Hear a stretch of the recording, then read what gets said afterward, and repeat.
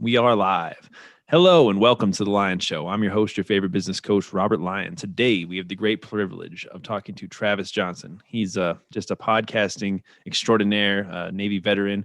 He does all kinds of work with nonprofits and just building lots of different stuff for them. And he's just an awesome guy. So, Travis, why don't you introduce yourself and kind of tell everybody who you are and what you're up to? Hey, thanks, Robert. Thanks for having me on the show. Yeah, I currently host the Nonprofit Architect podcast, giving you the actionable steps needed to help you build a stronger nonprofit. Well, what does that mean? We bring on nonprofit leaders, business leaders, consultants, and people that have the special skills on how to do nonprofit stuff better. We want you to say yes to more donations while saying no to more work. That's awesome, man. How long have you been doing the nonprofit stuff for?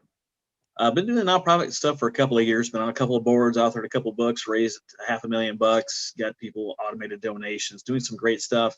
And I got stationed in Bahrain last year, and I was like, man, how am I supposed to keep doing all this great nonprofit stuff?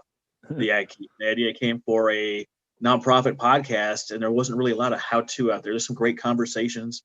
There's nonprofit highlight shows. There's some good stuff out there, but not really like the nitty-gritty, behind-the-scenes, dirty how-to stuff to help you do it better. So we started an interview show to bridge that gap, and we've had a little bit of success with it. I know you're a pretty successful longtime podcaster yourself. We got ranked number 4 in the U.S., number 6 in Canada, number 3 in Switzerland, and had Podcast Magazine do a feature on us last November, and they rated, as voted by the fans, the top 25 veteran-hosted podcasts, and we were up on that list with Jocko Willink and John Lee Dumas. We came at number 11 for the Nonprofit Architect podcast, which just blows my mind because I'm just having great conversations with great people, and I guess people are just in love with it. So thanks to all the fans. They're helping us be great.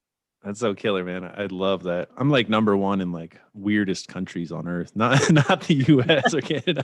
Like I got little weird countries in like Southern Asia. I'm like number 1 in marketing and business. But it's weird how this stuff happens because I'm just randomly combing like Facebook groups for guests and different stuff, and I found a gal in Switzerland that I wanted to interview, and we set up the show, and I got this like email alert says, hey, you're number 3 in Switzerland. And I was like, what? How is this happening? And I completely forgot I set up this call with her, and I got her on. I was like, it's you. You're the reason. It turns out when you download, 15 episodes in a day in a country like Switzerland, it's pretty easy to get ranked up in the top. I'm like, what did I do? It's like, you're listening to my show. And she's like, guilty, definitely guilty. But she's a wonderful woman, Kate West.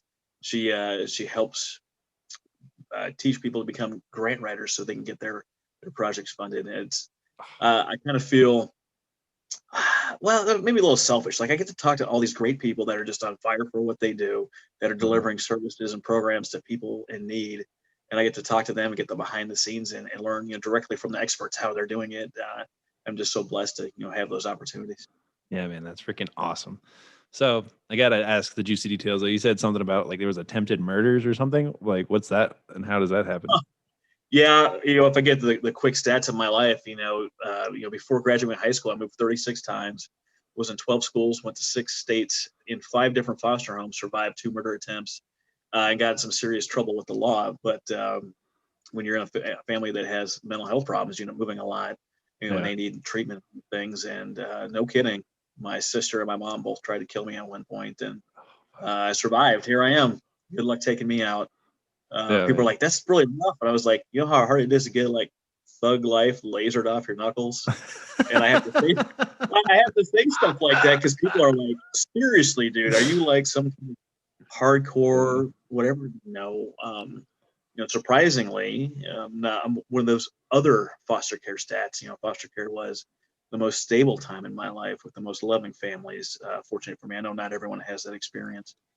But, there was always this ties back into the nonprofit stuff, right? Because there was always some person, some church, some nonprofit group helping keep us sheltered, clothed, and fed through all that insanity growing up. Even though you have the dream, right? You've got the millionaire lifestyle with 7 streams of income coming in. They just don't add up when the 7 streams are welfare, child support, Social Security, disability, alimony, and food stamps, and probably one other one I'm not remembering. But it can be rough. It can definitely be rough.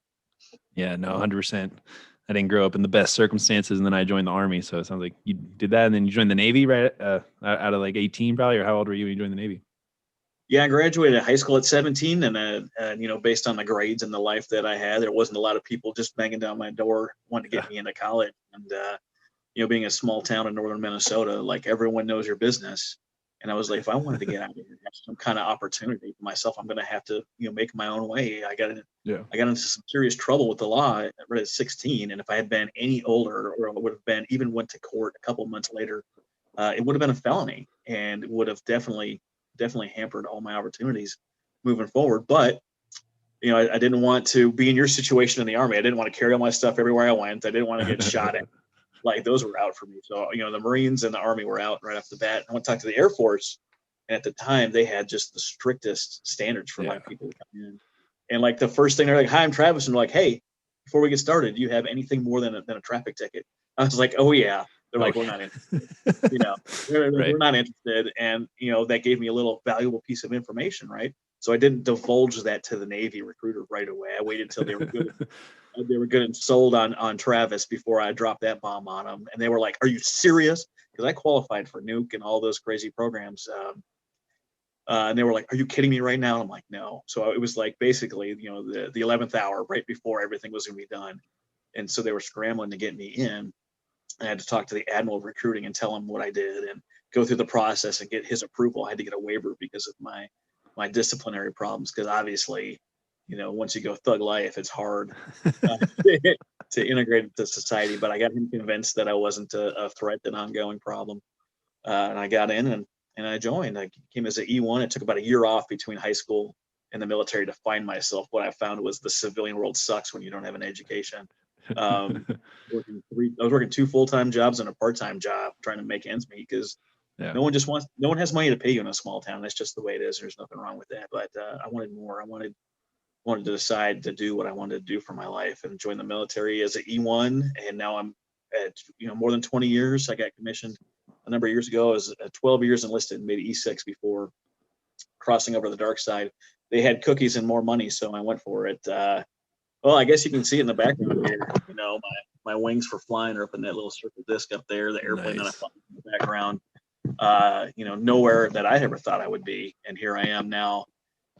Hosting a nonprofit podcast, helping nonprofits do it better. I've got a wife of almost 20 years. I've got a daughter turns 18 next week, and a son, and so blessed to be where I'm at. Yeah, man, I'd like to acknowledge you're fighting the good fight, and you've done a lot of cool shit with your life. So I think that's awesome.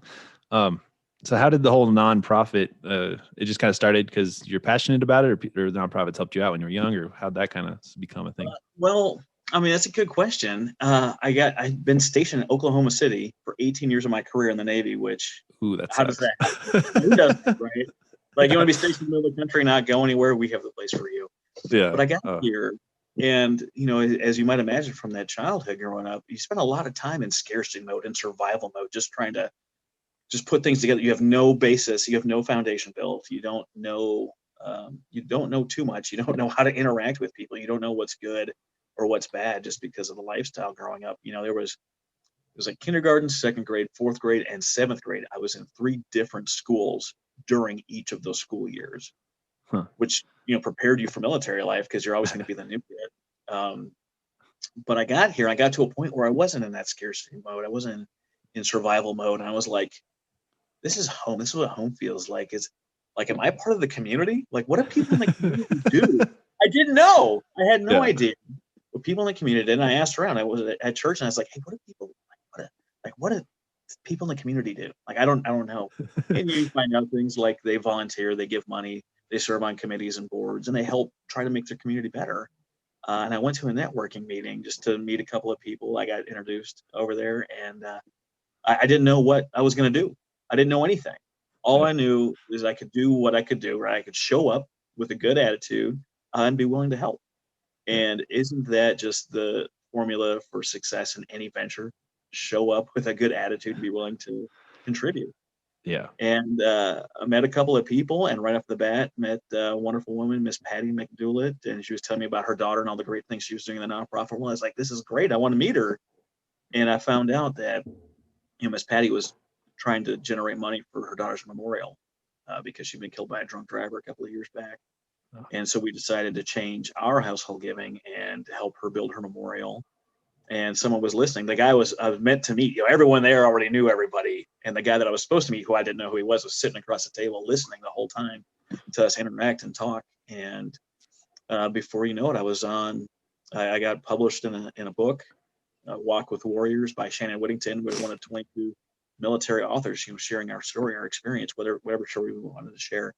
And then I asked, like, how can I help? Do you need volunteers? Do you need people on your board? She's like, actually, I need someone on my nonprofit board. And I was like, I'll do it. I don't know what I'm doing, but I'll do it. And you say yes, you learn, you start contributing. And before I know it, I was on a second board, and we were publishing books for veterans, and we were helping clean up the community here with our other nonprofit board. And we were putting together concerts with, Merle Haggard, Chris Christopherson, BJ Thomas, Alan Parsons, all the old, kings and queens of rock back in the day, and raised $500,000. We're having a lot of fun doing it. And then, got stationed in Bahrain, like I mentioned earlier, put together a podcast, and have just been trying to help the helpers, put organizations in a good place to where they could help, that kid like me, like I was so many years ago, because so many organizations helped us. Yeah, man, that's real powerful. I love the idea of just talking to nonprofits and spreading their message. I think that is a great use of a podcast, but it also just sounds awesome. It sounds fun, man. It sounds talk to some cool people. I get pumped up every day. I talk to 3 or 4 people doing great stuff. I talk to people that need help, and I connect them with people that can make them. Sometimes I'm the person that can help.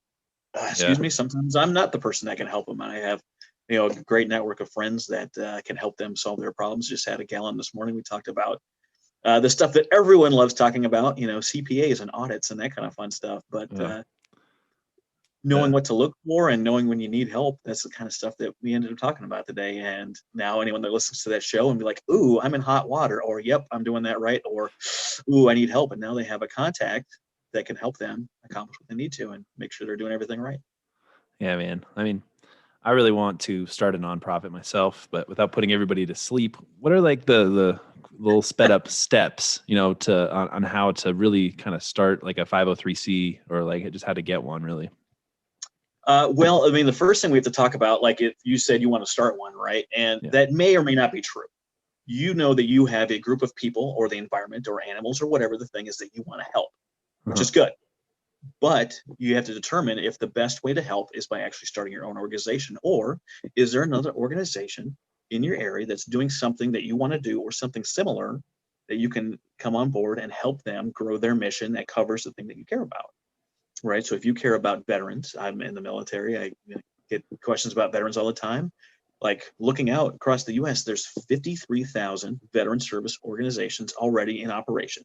So chances are you can help them either expand services into your area or volunteer with them or donate and actually have the impact that you want to have. You can do that today, which is great. Yeah. If it turns out that they're not doing what you want to do, you can partner with someone like the United Way, and you can come under their umbrella as an organization, and you can create your program. So you can avoid having to put together a board. You can avoid filing for your 501c3 status. You can avoid all the paperwork, all the compliance, all the added responsibilities that having a nonprofit has. And you can just be a program director under their umbrella, working for their nonprofit, and you can deliver the services you want to do. And you can do that by the end of the month. Or you can look to starting your own organization. And there's nothing wrong with that. We still need them. There's still people in need. And you're going to put together a group of people. You're going to call that your board of directors, and you're going to figure out what it is that you can do. Because maybe there is a group of people that you want to help. Maybe it's single moms. And you want to know what single moms in your area need that's not already being provided. So you're going to go around and you're going to find all the nonprofits or church programs that are impacting single moms, and you're going to figure out what they're doing and figure out what's missing. So you can provide a service that no one else is doing. If you're just repeating services, you find yourself competing for the same people and the same donors. But if you're doing something different, you're going to resonate with people that, I've been wanting to get involved in nonprofit work or donate, but I couldn't really find anyone that was covering what I wanted covered. And now that you are covering something new or something different, something that's needed, then you can find people to donate to you. One of the biggest misconceptions is you get your 501c3 status and money just rains down from the heavens and you're able to get services. Well, that's not true. I know you talk about entrepreneurship and business stuff on your show, and think about just how hard it is to open a business. Yeah. Well, now instead of me providing you this pen for $1, you give me $1, I give you pen, right? I got to convince this person over here that me giving you a pen is a good idea. So he's going to give me money so I can give you a pen. Yeah. So you have that added wrench in it. Now you have a board of directors. You have all these extra restrictions and accommodations from the IRS that says you have to have a mission and everything that you do has to meet that mission. And if it doesn't meet the mission, we're going to tax you on that little part of it. So even though you have nonprofit tax status, that's not a business plan. That's just saying that we're allowing you to operate as long as you're meeting this mission over here. And we're not going to tax you on that because you're doing good things. Yeah. Yeah. You just blew my mind. Got a lot of process there, man. But you're so right about just finding somebody that you could help, another organization that's already done it. Like that's a pretty key point. It's an idea. Yeah. Oh man. It's crazy because there's so many people that want to do good things, and you're going to find those people. Like, where do you find those people? Well, those people are at your Chamber of Commerce. They're at places like the Rotary Club or the Eagles Club or whatever animal club is in your area. Eagle, Lions, there's tons of them out there. They're people that are usually in business that also want to do good things and they care about the community. Those are the people that you're going to find, entrepreneurs with a big heart, that are going to help you the most. Is there people out there that are like professional board members and that's what they do? Yeah. You want some of those people on your team? Of course. Would it be handy to have a lawyer and a CPA on your team to start? It would be. Not required, but you want to have those things available to you to make sure you're doing it in the right way and you're not violating rules and you're not creating a problem that you then have to clean up later just by not having those people on your team. But all this stuff can be done. But really, you want to focus on 3 areas. You want to focus on what programs you want to deliver, how you're going to fund yourself. Are you charging a membership fee to get part of your fees? Are you just getting random donations? Are you writing grants? How long to qualify for grants? Sometimes it's 3 years. Sometimes it's a certain dollar amount. Are you going to have a paid staff right away? Are you going to build up to a paid staff? Are you going to try to keep it all volunteer? And then you have to worry about admin costs. What does it cost to do all these things? Are you going to have a building? What's it going to take to remain in compliance with the IRS? How about contacting and keeping a donor database? What does that look like? Like, it is really hard to do all this stuff, and you want to make sure you're on the right foot by delivering services that are needed, that you're meeting all the standards, and that you're able to put money into the pockets that need to in order to get these things done. Yeah, wow, it's pretty intense. So from all the talking of different nonprofits and things, what's something that's really excited you about, like that you've been learning about or that you've been helping out or anything of that nature? I tell you what, we could probably talk here all day about all the things that excite me. You learn like a new way to make money, or you learn a different way to do a partnership, because we've all seen like the gold, silver, bronze, platinum, styrofoam, Tesla levels of giving. Well, I did an interview with Bruce Rosenthal, and he talks to businesses that have the same mission or are looking to expand their mission and the people that they care about, and creating a partnership that's going to work using their marketing budget, not their philanthropy budget, but their marketing budget, to do things like a co-branded study that's going to cover the area that they care about, that's going to have year-long and lifelong value, not just one event. And you learn about something like that, like, man, we could do something like this. There's endless ways to make impact in the community, and the things you really want to look for is people with the same mission or trying to impact the same group of people where there's benefit on both sides. There's things out there like credit card processing that you can change your credit card processor if you're in business. Say you're doing, I don't know, $100,000 a month, and you're like, man, this Stripe fee or this PayPal fee or whatever you're using, this fee is killing us. Well, there's organizations out there like 12B Gives, that's run by Isaac Belden, that will give you a competitive rate on your credit card processing. What that means is they're going to put more money in your pocket each and every month as a business, which is fantastic, right? It's more money for your kids, more money for employees, more money for your dreams. And then from the fee, they're going to donate a portion to a nonprofit of your choice. So if you're a business and listening to this and you have a nonprofit that you're supporting and you want to put more money in your pocket, but also make sure they're getting money each and every month, it's a great way to do this because it's not coming out of your pocket. It's not coming out of your customer's pocket. It's just you're getting a smaller fee. You have someone that you want to give money to each and every month, but you can't do it without breaking the bank. So you go on the back end, and now that nonprofit that you've been supporting is going to get supported each and every month as long as you're still with the same credit card processor. So my buddy gets a new client, the nonprofit gets monthly recurring donations through your business without it coming out of your pocket because you've got more money going into your pocket each and every month. Wow, man, both those are awesome. I love the idea of partnering with big brands to position themselves and use their marketing money. That's really cool. And the other one, I mean, I think both those are just fantastic. So I love what you're doing, man. You're connecting dots and helping people and freaking, I don't know, making the world a better place. Good job. Well, I'm trying to, right? You come on shows, you try to tell what you're doing, and whatever you're doing, wherever you're at, whether you're in business or nonprofit work, or you just need to pick me up, I want to be that guy that can do that for you. Maybe it's something that I say, I can give you an encouraging word. Maybe it's someone in my network I can connect you to. Maybe it's being a guest on my show. I'm always looking for people to come on and help spread their expertise. But here's the deal. Like, I didn't make it through that crappy childhood alone. Mhm. I didn't. There was tons of people along the way to help me create who you see before you, who the me that I am today is. And it's not the best me. I'm going to meet, hundreds and thousands of people this next year and the next years after. They're going to make me even better. Yeah. And if you're surrounding yourself with the right kind of people, the people that you want to be like, whether you want to be better in business and you're listening to the Robert Lyons Show, whether you're in the nonprofit world, you're listening to the Nonprofit Architect Podcast, whether you're wanting to be a better husband, a better wife, a better in education, or whatever it is that you're wanting to do, you surround yourself with the people that are doing the good things. If you want to be in shape and all your friends go to the bar every weekend, you're probably not going to be in shape. But if all your friends are going to the gym at 5 a.m. or whatever time works best for you, and they're there on a regular basis, like help keep you accountable, then you're going to find yourself being in shape. If you want to be in better business, you're going to join yourself a business mastermind where they talk to and solve real problems that you're having in your business as a group of people. Yeah. Oh man, that's so cool.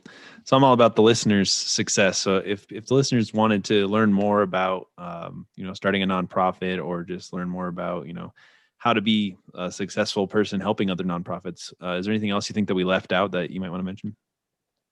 Well, you can definitely connect with me and my resources at nonprofitarchitect.org, or you can find me wherever podcasts are at Nonprofit Architect. Or if you're on social media and you want to know, hey, is this Nonprofit Architect everywhere on social media? It is, except for Twitter, because, smaller letters or shorter names or whatever, and Pro Architect. Connect with me, reach out to me, figure out what you can do. Listen to the podcast. It's free. You want to learn how to write grants? Search grant writing. You want to learn how to apply for the Google Ad Grant to get $10,000 a month in free marketing from Google? Look at my episode on Google Ad Grants with Preston Cohn. I mean, that's cool. The information is out there. It's disgusting how much stuff is out there, but it doesn't matter what you know. It only matters what you do, because knowing is only half the battle. I learned that on G.I. Joe growing up.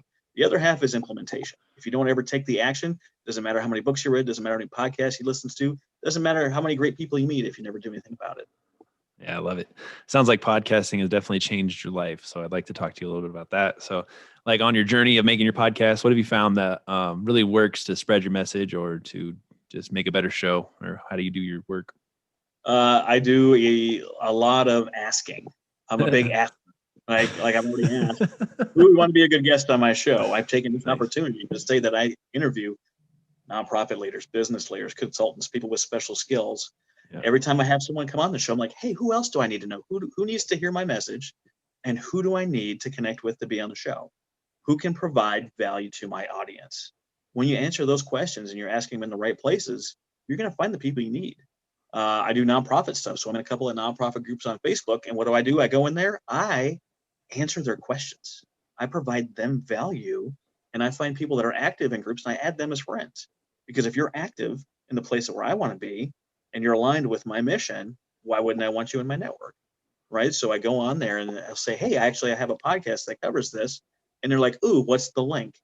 And that gives me permission, right? They've asked me for something, and I put the link in the show notes. I just don't go in there and be like, hey, listen to my stuff. Right. It's not a relationship created. That's the spammy guy that no one likes, that's in your DMs like, buy my stuff, buy my stuff, buy my stuff. If you hear about the wonders of CBD, well, how about network marketing? Do you love all these things? And that's just a great way for people to just automatically turn you off and tune you out. Like you don't want to do that. So I take the approach that I'm going to provide value without expectation. I can't control the outcome, but I can control my input. And when I show up to provide real value, help them where they're at, then good things are going to happen. That's awesome. How long has the Nonprofit Architect podcast been going? It's only like a year and a half. What? That's awesome. Yeah. I don't know. I don't even know what episode we're on, maybe 69 or 70. Weekly show comes out, talk about great stuff, create little things like audiograms on Headliner and promote that on all the social medias and give people little teasers. I've got, MailChimp sent up with a weekly marketing thing that goes out every time a new show is published. It automatically goes out to my email list to remind them to listen in. Nice. I've got little giveaways that I do each and every week. Like if you come in my network and you share my show and you tag me, you've then entered in a chance to win a $200 donation to your organization. So it's not that we're just helping you with the how-to. We're putting money in your pocket to help you deliver your programs. And actually, it's February 1st. So I'm going to go live later today and pull the name out of the hat to see who the January winner was. Oh man, well, that's killer, dude. Yeah. That's so cool. Yeah. What other tips you have? Like, I mean, you said you got number one veteran podcast. Is that because you had like awesome guests? What do you think the magic like formula was? Is just all of it coming together? What do you think? For podcasting, I really feel that your name is your core promise. What I say that I'm doing, I'm delivering. Nice. If we call it in the mission, and in the military, call it mission creep. Like you say you're doing this, but all of a sudden you find yourself doing stuff over here. Yeah. We say that we're giving you the actionable steps. So when people come on my show, they're like, "Hey, I want to be a guest." I'm like, "Cool. What are you going to teach my audience?" And they're like, "What do you mean? Isn't it just like a hangout of fun?" There are ones like that. That's just not my show. So I'm making sure that I'm delivering the actionable steps to make people better. So when they come in, they get the literal how to do the stuff. How do I make my event better? How do I do fundraising? How do I make fundraising suck less? How do I do this thing? How do I get along with my board? How do I get my board, get their butt in motion so they're doing stuff? And I'm answering those questions. People are in my groups. I say, "Hey, I'm gonna interview this person. What questions do you have for him?" Like I had Alan Stein Jr. on the show. Nice. What is it? Guy? Raise Your Game. This guy should have, in theory, no business being on my show. This is a guy that's worked with Kobe Bryant, with Kevin Durant, with Steph Curry, and he's just the behind the scenes. What's the work that's being done? How do you get your team motivated? And it's broken down into 3 sections, like player, coach, and the team. And he's like, he was a reference. I was on Roman Roberts' show, and it's like, "Hey, who do I need to meet? Who do I need to talk to? Who needs to be on my show?" And he suggested 3 nonprofits, and he suggested Alan Stein Jr. Well, Alan Stein Jr. was like, in the email, he's like, "I don't know if I'm a good fit for your audience and this and that." I'm like, "Look, these are the people that I interview, and nonprofits definitely need leadership help. They definitely have teams, and they all need to be better." Too many people in the business world just ignore the nonprofit world like it's somehow less than, or like it doesn't deserve the best things. If you're running a team, do you pick out the 35-year-old running back to come on your team to help you win the championship? Or are you getting that new hot young stud? Well, the new hot stud is going to be more expensive to bring on board, and you're going to need to have them motivated and trained and in the right position and doing the right things. Yeah. All I can say is if you're not out there providing value and you're not delivering on the core promise of your show, then it's not going to go well. Yeah, no, I agree, man. That's so cool that you had such an awesome guest come on your show. I'm jealous. That's amazing. When you see all these different nonprofits trying to become like a bigger entity or grow as a brand, like what's really, have you noticed that like moves the needle or helps them get as much success as possible in the nonprofit world? It is Jim Mattis's 3-step communication process. Are you familiar with this? A little bit, maybe. It's easy. It's what do I know, who needs to know, and have I told them? That's it. So a lot of people that are struggling out there, whether it's in business or the nonprofit world, or maybe they're trying to be an influencer or whatever, the thing is, they know that they want something. Like I know that I want my guests, my fans, the people in my network, I want them to share my show. Yeah. And then I tell them who they are. Like I know what I want. I know who I need to tell. And then I tell them, because people are out there all the time like, no one's supporting me in my business. No one's supporting me in my nonprofit.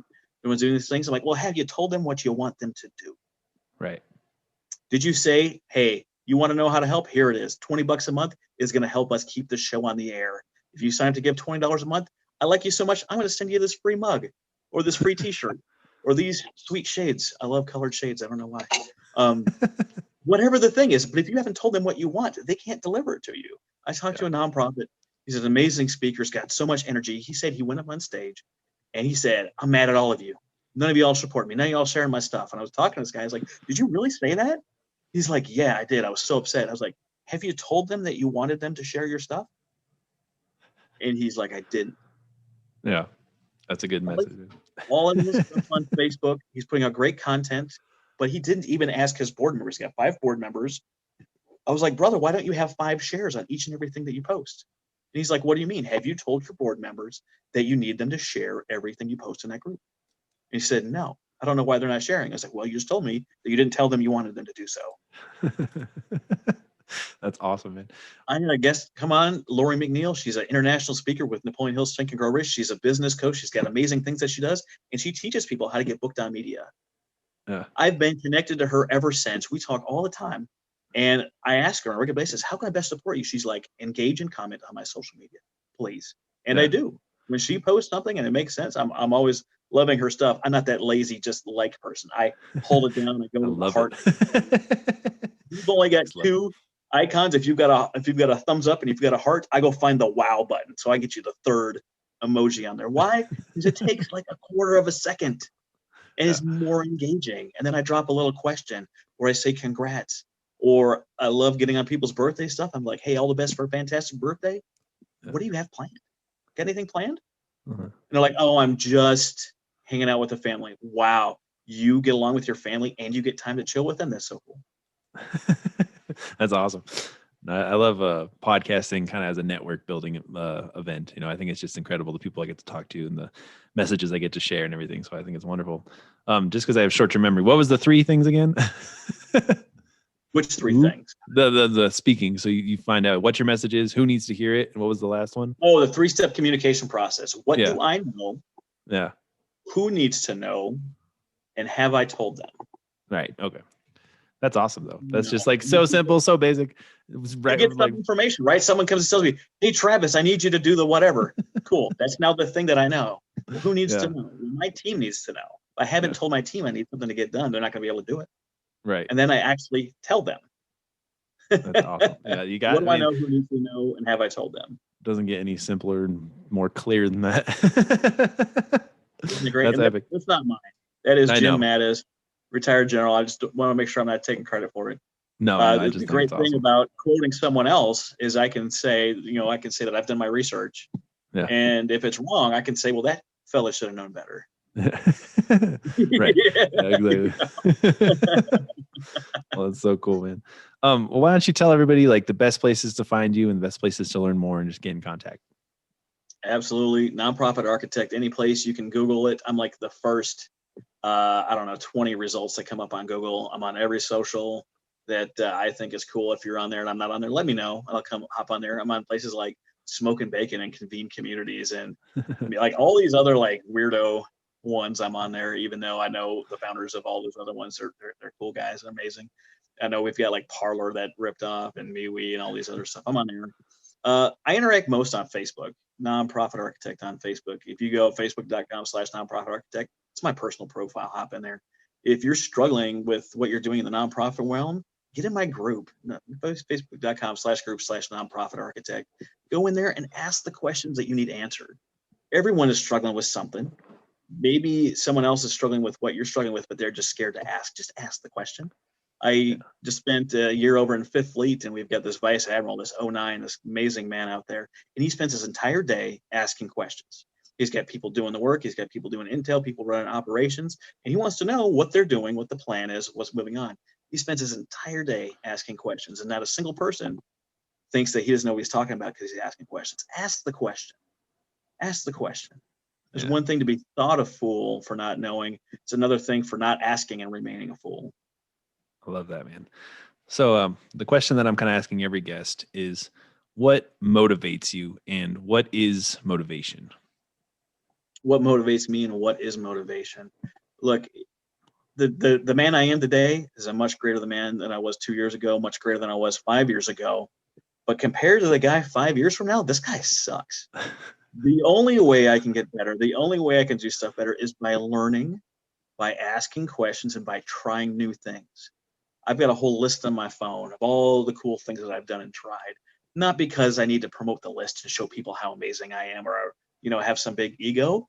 It's those times when I'm like, oh, do I want to try this new thing? And I go through the list and I'm like, man, I can't believe I went to a wedding in Egypt on the Mediterranean in Alexandria. That was cool. Not that I'm saying this to show how cool I am. It's because like, I remember the time being stuck in the trailer park with no money, thinking someone that had a house that cost $60,000 was somehow megalomaniac rich because I'm in the trailer park. You know what I mean? All those things I didn't get a chance to do, all those things I didn't get a chance to try, all those foods that I didn't try to eat, all those people that I didn't talk to when I was younger. And now I just go up and say, hey, I'm Travis. How are you? Nice to meet you. What are you into? I make it about them. I want to learn about them. I want to hear what cool thing that you're doing. Because I know that if I haven't heard about it, I can't possibly do it. If I don't know it exists, I can't do it. I've got to know it exists. I got to know that it applies to me, and then I got to know when I can do it. I can only know I can do it if I try it, give it a shot. Why the heck not? What have I got to lose? I'm already in a world without doing the thing. And if I do it and I suck at it, I'm back in the same spot. The only way I can get better is by doing it. If you're a nonprofit, every person you don't ask is a no.